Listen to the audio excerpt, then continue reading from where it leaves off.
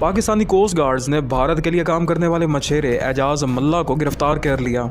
मछेरा भारत के लिए सामान लेकर अक्टूबर में रवाना होने वाला था। वज़ीर इत्तलात अता तारड़ ने कहा कि भारत पाकिस्तान की सिफारती और अस्करी कामयाबियों से खौफजदा है।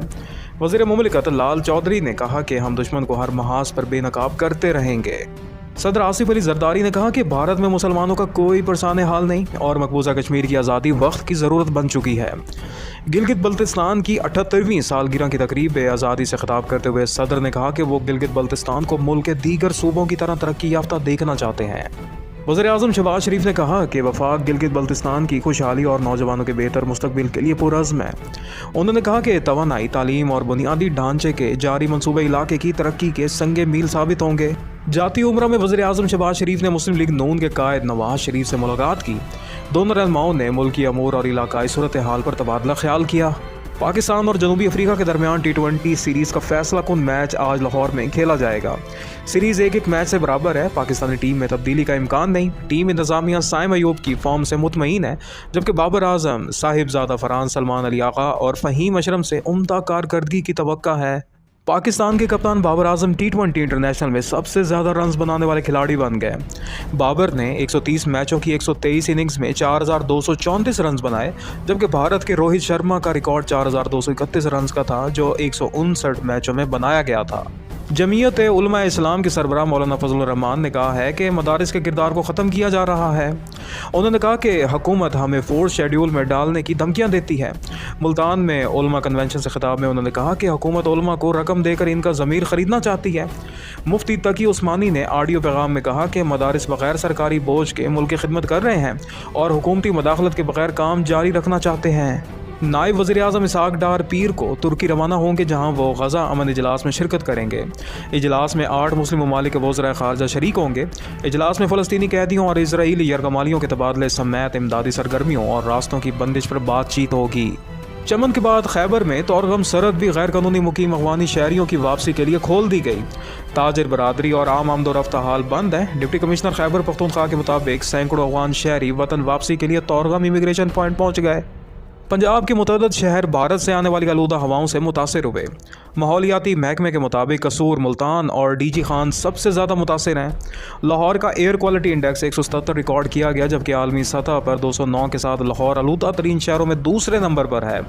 वज़ीर माहौलियात मरियम औरंगज़ेब ने कहा कि 8000 सनती यूनिट्स की निगरानी AI और ड्रोन्स के ज़रिए की जा रही है और माहौलियाती बेहतरी के लिए डिजिटल फोरकास्टिंग निज़ाम नाफिज किया जा रहा है। बलूचिस्तान हुकूमत ने कोयटा में बल्दियाती इंतखाबात मुलतवी करने की दरख्वास्त इलेक्शन कमीशन को अरसाल कर दी है।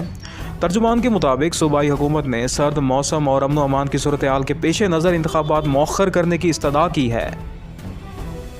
वज़ीर आला पंजाब मरियम नवाज़ ने नौजवानों की रोज़गार सलाहियत में इजाफे के लिए जर्मनी के मॉडल को अपनाने की ख्वाहिश जाहिर की। उन्होंने जर्मनी के काबिल तजदीद तवानाई समेत मुख्तलिफ शोबों में सरमायाकारी का खैर मकदम किया। जर्मन पार्लियामेंट के रुकन से मुलाकात में मरियम नवाज़ ने कहा कि तालीम पंजाब हुकूमत के इस्लाहाती एजेंडे का बुनियादी सतून है। इस वक्त 10,000 से ज़्यादा पाकिस्तानी तलबा जर्मन जामियात में तालीम हासिल कर रहे हैं, जबकि 2024 में पाकिस्तान और जर्मनी के दौरान तजारत $3.6 अरब तक पहुँचना खुश आइंद है। वज़ीर दाखिला मोहसिन नकवी ने टी चौक फ्लाई ओवर और शाहीन चौक अंडरपास के मनसूबों का दौरा किया। उन्होंने तामीराती काम की रफ्तार और मेयार का जायज़ा लेते हुए हिदायत दी कि मनसूबे को 30 रोज़ में मुकम्मल किया जाए। उनका कहना था कि मेयार और रफ्तार पर कोई समझौता नहीं किया जाएगा और शहरियों को ट्रैफिक मसाइल से निजात दिलाना अव्वलीन तरजीह है। वफाकी वज़ीर तिजारत जाम कमाल खान ने ईरानी सफ़ीर रज़ा अमीर मुक़द्दम से मुलाकात में कहा कि पाक ईरान फ्री ट्रेड मुआहदे का मसूदा जल्द मंजूरी के लिए पेश किया जाएगा। ईरान जानवरों की खुराक और मकई की ख़रीदारी के लिए तैयार है। दोनों रहनुमाओं ने 2028 तक दो तरफ़ा तिजारत को $10 अरब सालाना तक पहुँचाने के अज़्म का इजहार किया। जाम कमाल खान ने सरहदी मार्केटों के जल्द आगाज़ पर जोर दिया और ईरानी कंपनियों को कराची फूड एक्सपो 2025 में शिरकत की दावत दी। इजरायली अफवाज ने गज़ा में जंगबंदी मुआहदे की खिलाफ वर्जियाँ जारी रखते हुए खान यूनस और गज़ा शहर में रिहायशी इलाकों को निशाना बनाया। हमास की जानिब से 3 लाशें इसराइल मुंतकिल की गईं, ताहम इसराइली मीडिया के मुताबिक मुंतकिल शुदा जिस्मानी अज़ा किसी मग़वी के नहीं है। तुर्क वज़ीर ख़ारजा ने पीर को गज़ा इजलास तलब कर लिया है, जिसमें मुख्तलिफ ममालिक के वज़राए ख़ारजा शिरकत करेंगे। इजलास में गज़ा टास्क फोर्स की तश्कील और इलाकाई इस्तेहकाम पर बातचीत होगी। सिंध के 43 किसानों ने जर्मन कंपनियों के खिलाफ मुकदमा दायर करने का ऐलान किया है। इन किसानों का मौक़िफ़ है कि 2022 के सैलाब से इनकी फसलें तबाह हुई और इन्हें 10 लाख यूरो का नुकसान हुआ। किसानों ने कहा कि नुकसान पहुंचाने वालों को ही कीमत अदा करनी चाहिए। बरतानवी मीडिया के मुताबिक जर्मन कंपनियां दुनिया की सबसे बड़ी आलूदगी फैलाने वाली कंपनियों में शामिल हैं।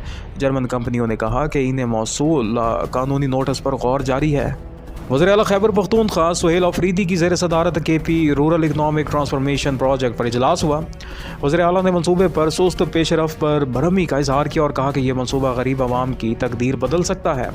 उन्होंने हिदायत दी कि मनसूबे को फौरी तौर पर दुरुस्त सिमत में लाया जाए, किसी किस्म की गफलत बर्दाश्त नहीं की जाएगी। गवर्नर खैबर पख्तूनख्वा फैसल करीम कुंडी ने कहा है कि वो सूबे में अमन व तरक्की के लिए वज़ीर आला के तलब करदा जिरगे में शिरकत करेंगे। उनका कहना था कि चंद दिनों में वाज़ेह हो जाएगा कि वज़ीर आला अमन के लिए कितने संजीदा हैं। उन्होंने कहा कि अमन के इस्तेहकाम के लिए सिक्योरिटी फोर्सेस की भरपूर हिमायत ज़रूरी है। स्पीकर पंजाब असम्बली मलिक अहमद खान ने कहा है कि अगर सूबों में बैठे लोग वफाक से बात ना करें तो बुनियादें हिल जाती हैं। गवर्नमेंट कॉलेज यूनिवर्सिटी लाहौर में मीडिया से गुफ्तगू में उन्होंने कहा कि वज़ीर आज़म ने मुज़ाकरात का दरवाज़ा खोल दिया है। जंगों के बाद भी बातचीत के ज़रिए मसाइल हल किए जाते हैं। उन्होंने कहा कि असम्बली को एहतजाज का गढ़ बना दिया गया है और आवाम के पैसे ज़ाया किए जा रहे हैं। कुछ मामलात पर इत्तफ़ाक़ राय ज़रूरी है। वज़ीर आला पंजाब मरियम नवाज़ ने नए प्रॉपर्टी ऑर्डीनेंस की मंजूरी दे दी, जिसके तहत किसी भी गरीब या कमज़ोर शख्स की ज़मीन पर कब्ज़ा नहीं हो सकेगा। उन्होंने कहा कि गैर कानूनी सरगर्मियों, असलहे की नुमाइश और शहरियों में खौफ और हरास फैलाने की इजाज़त नहीं दी जाएगी। नए कानून के मुताबिक कब्ज़े से मुतल्लिक हर मुकदमे का फैसला 90 रोज़ के अंदर किया जाएगा। सरगोदा के नवाई इलाके में 5 मुलजमान ने मुबैना तौर पर 15 साल तलबा से ज्यादती की। पुलिस के मुताबिक मुतासरा लड़की का मेडिकल कराया जा रहा है, जबकि मुकदमा दर्ज करके मुलजमान की तलाश शुरू कर दी गई है। वफाकी वजीर बराए फूड सिक्योरिटी राना तनवीर ने कहा है कि IMF की शराइत मुल्क की तरक्की में रुकावट बनती हैं। मीडिया से गुफ्तगू में उन्होंने कहा कि हुकूमत ने खाद की किल्लत नहीं होने दी और कीमतों में इजाफा भी नहीं किया। उन्होंने कहा कि बरामदात को $100 अरब तक बढ़ाना नागुज़ीर है। पाकिस्तान किसान इत्तेहाद ने हुकूमत पंजाब की जानिब से गंदम और आटे की तरसील पर पाबंदी की मजम्मत करते हुए पाबंदी ख़त्म करने का मुतालबा किया है। कराची में प्रेस कॉन्फ्रेंस करते हुए सदर खालिद हुसैन ने कहा कि काश्तकारों को नुकसान पहुँच रहा है। सिंध आबादकार इत्तेहाद के चेयरमैन नवाब ज़ुबैर तालपुर ने कहा है कि नाअहल हुक्मरानों ने स्टॉक चेक किए बगैर चीनी बरामद की इजाज़त दी। उन्होंने गन्ने की फ़ीमन कीमत 600 रुपये मुकर्रर करने का मुतालबा किया। सिंध हुकूमत ने किसानों की रजिस्ट्रेशन की आखिरी तारीख 8 नवंबर तक बढ़ा दी है। महकमा ज़राअत सिंध के मुताबिक काश्तकार अब इस तारीख तक सब्सिडी स्कीम में रजिस्ट्रेशन करवा सकते हैं, ताकि ज़्यादा से ज़्यादा किसान हुकूमती सब्सिडी से फ़ायदा उठा सकें। सिंध हुकूमत ने गाड़ियों की नंबर प्लेट्स की तब्दीली के लिए दी गई डेडलाइन में 2 माह की तौसीह कर दी है। अजरक डिज़ाइन वाली नई नंबर प्लेट्स के लिए अब आखिरी तारीख 31 दिसंबर 2025 मुकर्रर कर दी गई है। बाबा गुरु नानक के जन्मदिन की तकरीबात के सिलसिले में कराची से 950 ज़ायरीन को लेकर खसूसी ट्रेन ननकाना साहिब रवाना हो गई। मरकज़ी तकरीबात 5 नवंबर को गुरुद्वारा जन्म स्थान ननकाना साहिब में होगी, जबकि ज़ायरीन की वापसी 6 नवंबर को इसी ट्रेन के ज़रिए होगी।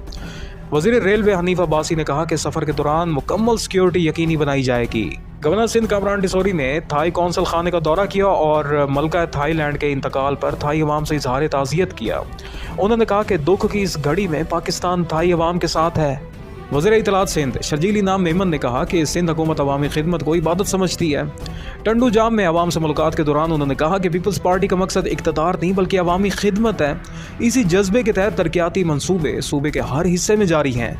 MD कैट टेस्ट के इब्तदाई नताइज जारी कर दिए गए, जिनके मुताबिक सिंध के 56% तलबा नाकाम रहे, जबकि PDS में 48% तलबा कामयाब ना हो सके।